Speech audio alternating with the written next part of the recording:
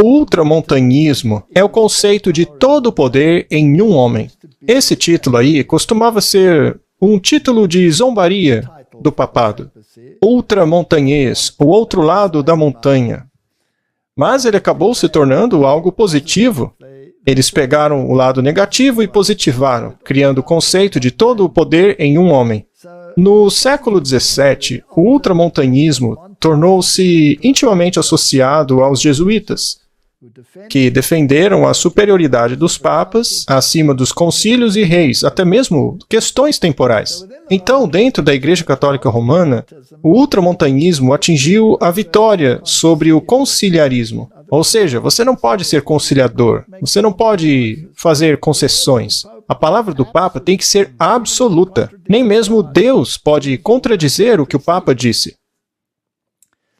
Então, no primeiro concílio do Vaticano, com o pronunciamento da infalibilidade papal, estabeleceu-se o conceito de que o Papa nunca está errado quando estabelece um dogma. Isso é ex cátedra.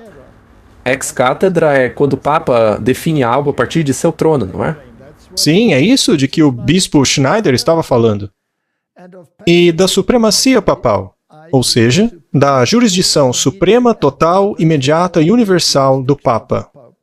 Outros cristãos, que não estavam em comunhão total com Roma, chamaram isto de o triunfo daquilo que é a heresia do ultramontanismo. Declarar a si mesmo infalível é igualar-se a Deus. E isso é uma heresia. E é isto que defende a Igreja Católica Romana. E se algo foi dito ex cátedra, então virou dogma, não pode mais ser mudado. E se este é o caso, como então Roma pode mudar? É impossível. Não é? Não faz sentido. É claro como o sol. Muito bem. Se eu digo algo a você, você simplesmente não pode me dizer que o que eu estou dizendo é errado. É isso mesmo. Vamos então para Apocalipse capítulo 13, verso 3. Diz assim: E vi uma das cabeças. Isso porque esse conglomerado da besta, de Apocalipse 13, é um hieróglifo do papado católico romano. É idêntico ao poder do chifre pequeno. A besta apenas nos apresenta mais alguns detalhes. Ela recebeu uma ferida mortal como besta, ou seja, como entidade política. Então, em certo ponto, ela parece perder o seu poder político, mas não eclesiástico. Mas esse ferimento seria curado, e todo mundo acabaria recebendo a mentalidade da besta. É o que diz a Bíblia. E os reformadores, todos concordavam que isto se referia a Roma. O interessante é que eles estavam convencidos disso antes mesmo desta entidade receber a ferida mortal, em 1798, quando ela perdeu o seu poder político. A profecia foi cumprida exatamente no ano em que a Bíblia previu. Eles sabiam que esses eventos se referiam ao papado, mesmo antes desses eventos acontecerem. É realmente espetacular. Um pouco antes disso acontecer, o próprio Wesley disse que deveria estar muito próximo já, porque o período de tempo estava acabando. Aquele pessoal era fantástico. Eles acertaram na mosca. Muito bem. Então, os jesuítas foram chamados para combaterem a reforma protestante, não importa o que custasse. Até mesmo se fosse necessário assassinato, personificação, seja lá o que for. Eles se tornaram os mestres das universidades da Europa, os educadores de presidentes e da elite do mundo. E eles foram ordenados em 1540 pelo Papa Paulo III.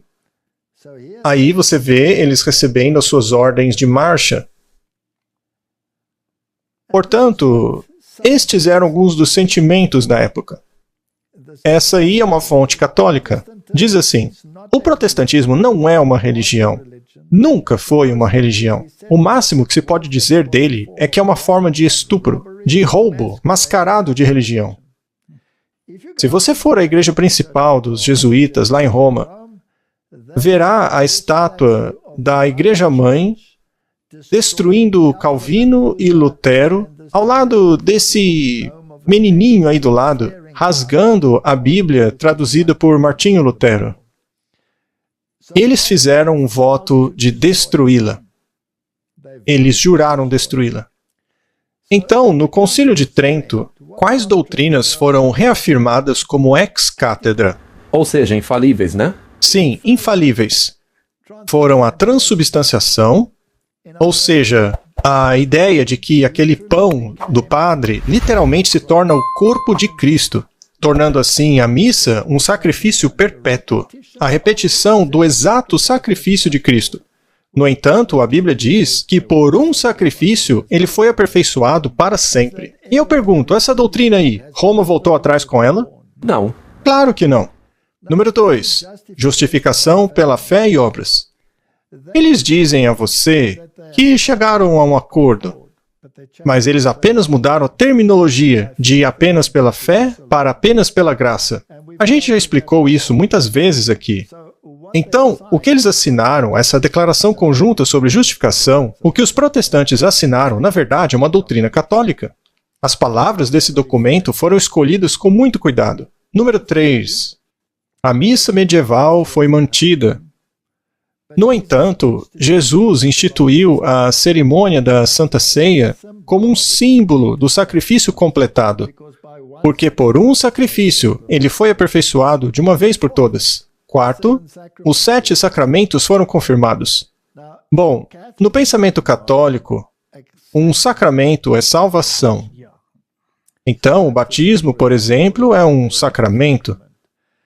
Se você não é batizado, você não entra dentro da esfera da salvação. Então, a Igreja Católica Romana inventou algo chamado de limbo, para onde iam os bebês que morriam sem serem batizados, já que não podiam ir ao purgatório para queimar a fim de pagar por seus pecados. Então, eles iam para o limbo. Mas acabou que o Papa Bento, o predecessor do Papa Francisco, excluiu o limbo. Aí eu me pergunto, o que teria acontecido com todos os bebês que os outros papas tinham mandado para lá? Mas é como foi dito, essa ideia de limbo nunca foi ex-cátedra. Então eles podiam acabar com ela. Já o purgatório, não. O purgatório é ex-cátedra. Certo. O celibato foi mantido, apesar do apóstolo Paulo dizer lá na Bíblia que é o anticristo que proíbe o casamento. Curiosamente, a única instituição religiosa que faz isso é a Igreja Católica Romana. A doutrina do purgatório foi mantida. Bom, a doutrina do purgatório diz, literalmente, que você é quem paga pelos seus pecados, até mesmo os que foram perdoados. Portanto, Cristo nunca carregou sua culpa. Isso é pura doutrina jesuíta. Nós chamamos essa doutrina de esotérica, uma doutrina interna dos jesuítas. Mas, do lado de fora, eles diminuem para que o mundo de fora não aceite que eles, na verdade, não concordem com a expiação. E o purgatório é a confirmação de que eles não acreditam na expiação de Cristo, porque seria no purgatório que você paga pelos seus pecados. As indulgências foram reafirmadas. Com elas você pode pagar? Pagar para sair do purgatório. Somente o Papa pode te liberar do purgatório, nem mesmo Deus pode. Somente o Padre pode. E essa doutrina é tão diabólica, ela é tão antibíblica, mas ainda assim é ex-cátedra. É infalível. É infalível, não pode mudar. Por definição, ela não pode mudar. E o poder papal crescia ao lhe ser dado autoridade para exercer os decretos e exigir que oficiais da Igreja prometessem obediência a ele. E depois, no primeiro concílio do Vaticano, ele foi declarado infalível, colocando um selo sobre o que eles estavam dizendo. Isso é praticamente um tapa na cara. É blasfêmia? Sim, é blasfêmia. Mas o que diz o catecismo jesuíta? Veja só que coisa impressionante. Pergunta, mas e se o Papa ordenar algo que seja contrário às Santas Escrituras? Isso não é contradizer, Martin? Sem dúvida. Resposta, as Escrituras devem ser jogadas de lado. Uau! Não colocadas de lado, Martin, mas jogadas de lado. Não é à toa que no passado chamaram a Bíblia de áspide e venenosa. Pergunta: quem é o Papa? Resposta: ele é o vigário de Cristo, Rei dos Reis, Senhor dos Senhores. Existe apenas um assento de julgamento pertencente a Deus e ao Papa. O Papa se acha Deus, Martin. Isso é blasfêmia. Não há uma descrição melhor. E este é o catecismo jesuíta. Eu sempre disse que os jesuítas... Bom, eu não vou dizer essa definição agora, porque provavelmente isso me colocaria em encrencas, né? Mas eles são os... Mas não é uma citação? Sim, foi outra pessoa que disse. Ah, então você pode dizer. Eles são os campeões do papado, Martin. Ou seja, eles utilizavam todos os métodos diabólicos para conseguir o que queriam.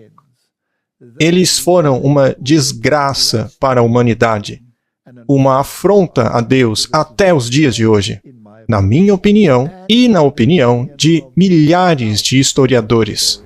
É isso aí. E tenho certeza que o espírito de profecia concorda com isso. Exato. Vamos analisar um pouco mais o catecismo de Maguire. Ele diz assim: os bispos e padres da igreja são chamados de outros cristos. Uau! Somente eles têm o poder para representar ou para tomar o lugar de Cristo na pregação do seu evangelho e em ofertar o seu sacrifício para a glória de Deus e para a salvação dos homens. Isso é blasfêmia pura. Por meio de sua ordenação, é esperado que um padre receba poderes especiais sobrenaturais, especialmente o de transformar pão e vinho no corpo e sangue de Cristo durante o santo sacrifício da missa e perdoar pecados no sacramento da penitência. É isso aí, Martin. Esse é o catecismo deles. Esse é o novo catecismo de Baltimore. E a Bíblia chama declarações como essa aí de blasfêmia. Lembre-se que os fariseus queriam apedrejar Jesus pela suposta blasfêmia de alegar ter o poder de perdoar pecados. Contradizendo os pensamentos deles. Sim. Mas será que eles se satisfizeram em contradizer tudo que a reforma protestante descobriu? Não. Não. Eles acrescentaram algo a mais. Em 1854, declararam Maria como sendo imaculada. Isso é incrível, Martin, porque eles declararam Maria como sendo imaculada para que Jesus pudesse ter nascido dela. Isto significa que ela não tinha pecado. Significa que ela estava num estado de perfeição. Mas sem o derramamento de sangue, não há remissão de pecados. Então, Martin, se Deus pudesse declarar Maria imaculada sem um sacrifício, ele não podia fazer o mesmo por você e eu? Ou qualquer um. Isso não torna o sacrifício de Cristo algo obsoleto? Sim, uma piada. Nesse caso, o sacrifício nunca foi necessário. Em 1951, o Papa Pio XII definiu e impôs a doutrina da Assunção Corpórea de Maria. O curioso é que tem pelo menos 3 sepulturas no mundo com o corpo de Maria, né? Uma na Igreja Ortodoxa, outra na Católica. É uma bagunça total. Pois é, já que nesse caso... Outra no Oriente Médio. Mas essa doutrina diz que o corpo dela foi para o céu. Bem, se ela não tinha pecado, então ela não estava sujeita à morte. E assim, ela ascendeu ao céu. A Bíblia diz isso, Martin? Não.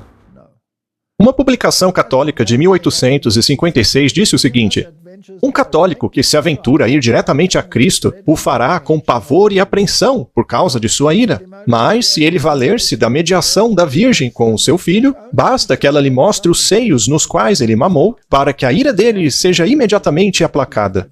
Você já ouviu tamanha bobagem, Martin? O que uma declaração dessa faz com o caráter de Cristo? Ora, isso é um absurdo. Por acaso a Igreja Católica abandonou esse pensamento? Não, nunca. Muito bem, agora vamos para 2003. O desafio de Roma. Muitos cristãos acham que o domingo é o dia bíblico de adoração. Mas a Igreja Católica Romana alega que ela transferiu a adoração cristã do sábado bíblico, que é no sábado, para o domingo. E dizer que essa mudança é feita na Bíblia é tanto desonesto como uma negação da autoridade católica. Se o protestantismo quer basear seus ensinamentos apenas na Bíblia, deveria então adorar no sábado. Ou seja, a Igreja Católica está sendo bem clara, dizendo: pessoal, a gente mudou a lei de Deus. E quem se atreve a dizer que essa mudança está na Bíblia está negando a nossa autoridade. Nós mudamos porque estamos acima da Bíblia. Eles se gabam disso. Isso é arrogância do pior tipo. Outras doutrinas que vieram das mentes dos jesuítas são o preterismo e o futurismo. Por que inventaram isso, Martin? Para tirar o foco do verdadeiro anticristo, o verdadeiro inimigo. Mas quem identifica claramente quem é o anticristo? A Bíblia. Então, se você contradiz a Bíblia, você está contradizendo Jesus Cristo. Se você contradiz esses profetas, você está contradizendo o testemunho de Jesus, ou seja, a palavra de Jesus.